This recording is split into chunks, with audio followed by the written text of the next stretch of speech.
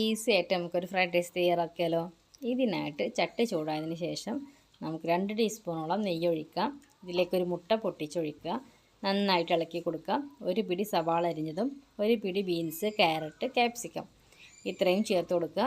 നന്നായിട്ട് തന്നെ വഴറ്റി കൊടുക്കുക. ആവശ്യത്തിന് ഉപ്പിട്ട് കൊടുക്കുക. 2 പിഞ്ച് പഞ്ചസാരയും ചേർത്ത് കൊടുക്കാം. 1 ടീസ്പൂണോളം കുരുമുളക് പൊടി ചേർക്കുന്നുണ്ട്, അതും കൂടെ ചേർത്ത് കൊടുക്കാം. വൈറ്റ് പേപ്പർ ഉണ്ടെങ്കിൽ അത് ചേർത്ത് കൊടുക്കാം. ഞാനിവിടെ ബ്ലാക്ക് പെപ്പറാണ് ചേർക്കുന്നത്. അത്രയും ചേർത്ത് നന്നായിട്ട് തന്നെ ഇളക്കി കൊടുത്ത് പച്ചക്കറിയുടെ കളറൊന്ന് ചേഞ്ച് ആയിരുന്ന സമയത്ത് നമ്മൾ വേവിച്ച് വെള്ളമൊക്കെ വാർത്ത് വെച്ചിട്ടുള്ള നമ്മുടെ ബസ്മതി റൈസ് ചേർത്ത് കൊടുക്കുക. ഇനി വേറെ പ്രത്യേകിച്ച് കാര്യങ്ങളൊന്നുമില്ല. ഇനി നന്നായിട്ട് തന്നെ നമ്മുടെ വെജിറ്റബിൾസ് ചേർത്തിട്ട് നന്നായിട്ട് റൈസ് ഇളക്കി കൊടുക്കുക. ഇത്രയേ ഉള്ളൂ. അപ്പോൾ നമ്മുടെ ഒരു കളർഫുള്ളായിട്ടുള്ള ഭംഗിയാർന്ന നമ്മുടെ ഫ്രൈഡ് റൈസ് റെഡിയായി. ചിക്കൻ്റെ കൂടെ ബീഫിൻ്റെ കൂടെ കഴിക്കാവുന്നതാണ്. ഞാനിവിടെ ബീഫ് ഫ്രൈ ആക്കിയതാണ് ഇത് ചേർക്കുന്നത്. അപ്പോൾ വീഡിയോ ഇഷ്ടമായാൽ എല്ലാവരും ലൈക്ക് ചെയ്യുക.